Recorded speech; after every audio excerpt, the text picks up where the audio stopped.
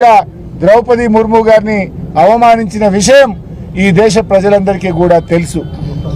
అంటే ఇవాళ దళితులను అవమానించిన చరిత్ర ఇవాళ కాంగ్రెస్ పార్టీది. కానీ ఈరోజు శాసనసభలో మేము చాలా స్పష్టంగా బీఆర్ఎస్ పార్టీ నుంచి 15 మంది ఎమ్మెల్యేలు స్పీకర్ ఛాంబర్కి వెళ్ళి అక్కడున్న శాసనసభ వ్యవహారాల మంత్రి శ్రీధర్ బాబు గారికి, స్పీకర్ గారికి చాలా స్పష్టంగా చెప్పాం. గౌరవ సభ్యులు జగదీష్ రెడ్డి గారు మాట్లాడిన దాంట్లో ఏమాత్రం తప్పు లేదు.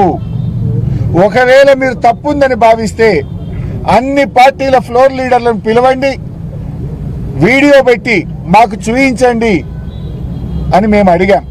ఒకవేళ తప్పుంటే మేము క్షమాపణ చెప్పడానికి, బేషరతుగా వ్యాఖ్యలు ఉపసంహరించుకోవడానికి మేము సిద్ధంగా ఉన్నాము అని కూడా స్పష్టంగా చెప్పాం. ఎందుకు చెప్పాం? మేము సభ జరగాలి. రాష్ట్రంలో రైతులు కష్టాల్లో ఉన్నారు, పంటలు ఎండిపోతా ఉన్నాయి, రైతులు ఆత్మహత్యలు చేసుకుంటున్నారు, విద్యార్థులు ఫీజు రియంబర్స్మెంట్ రాక ఇబ్బంది పడుతున్నారు, ఉద్యోగులు పెన్షన్దారులు ఇబ్బంది పడుతూ ఉన్నారు, అన్ని వర్గాల ప్రజలు కష్టాల్లో ఉన్నారు. ప్రజా సమస్యలపై చర్చ జరగాలని మేమే ఒక అడుగు ముందుకు వేసి చాలా స్పష్టంగా చెప్పాం. నిజానికి జగదీష్ రెడ్డి గారి వ్యాఖ్యల్లో తప్పే లేదు. ఆయన ఎక్కడ కూడా అన్పార్లమెంటరీ లాంగ్వేజ్ ఉపయోగించలేదు. అయినా కూడా పెద్ద మనసుతో సభ జరగాలి, ప్రజా సమస్యల మీద చర్చ జరగాలి, శాసనసభలో మరి అన్ని విషయాలు కూడా ప్రస్తావించాలనే ఉద్దేశంతో మేము స్పీకర్ గారిని, ఎల్ఏ మినిస్టర్ గారిని కలిసి చెప్పాం.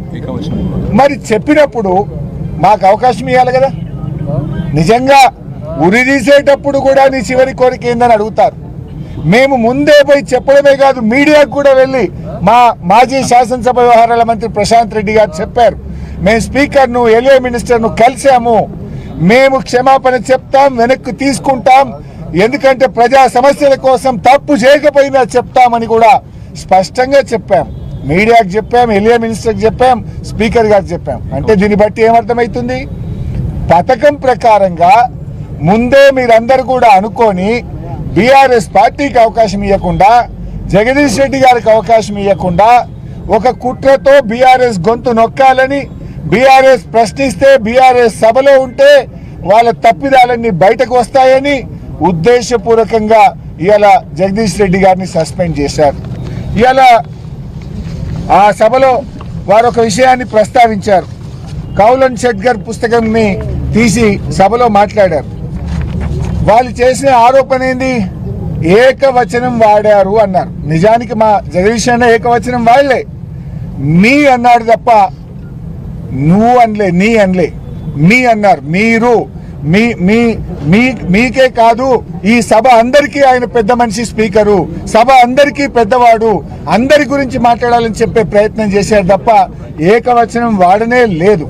బట్ అయినా కూడా కౌలన్ షెట్గర్ పుస్తకంలో చాలా స్పష్టంగా చెప్పింది ఏంటంటే, there is no specific rule in the constitution or Kaulan Shedgar that bans the word you.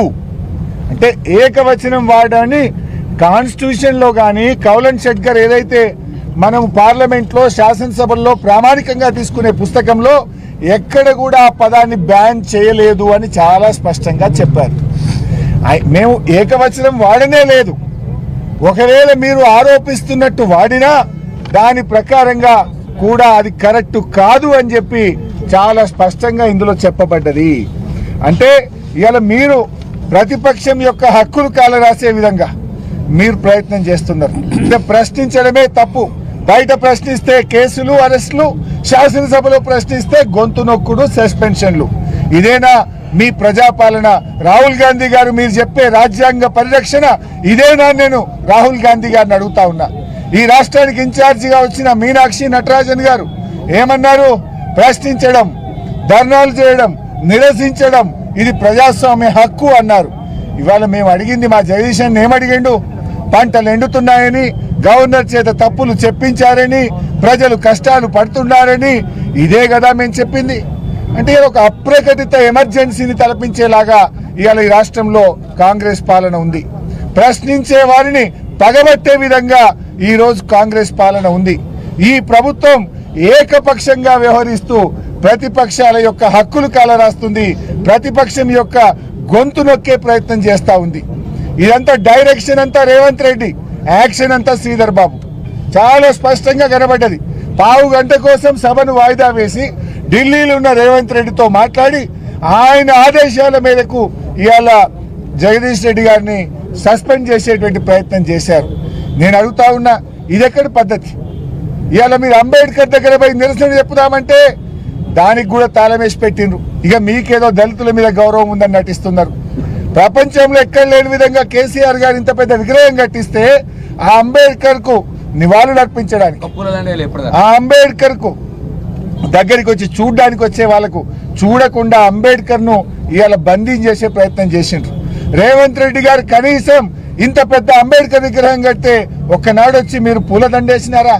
ఇంకా మీరు దళిత జాతి మీద గౌరవం ఉన్నట్టు, మీకేదో ప్రేమ ఉన్నట్టు దాన్ని అడ్డం పెట్టుకొని ఇవాళ మా జగదీష్ రెడ్డి గారిని సస్పెండ్ చేసే ప్రయత్నం చేసినారు. ఇవాళ అదేవిధంగా ఉత్తమ్ కుమార్ రెడ్డి గారు కానీ సభలో మాట్లాడిన కాంగ్రెస్ పార్టీ సభ్యులు పూర్తిగా సభను తప్పుదో పట్టించే ప్రయత్నం చేశారు. సభా సాంప్రదాయాలను తుంగదొక్కారు.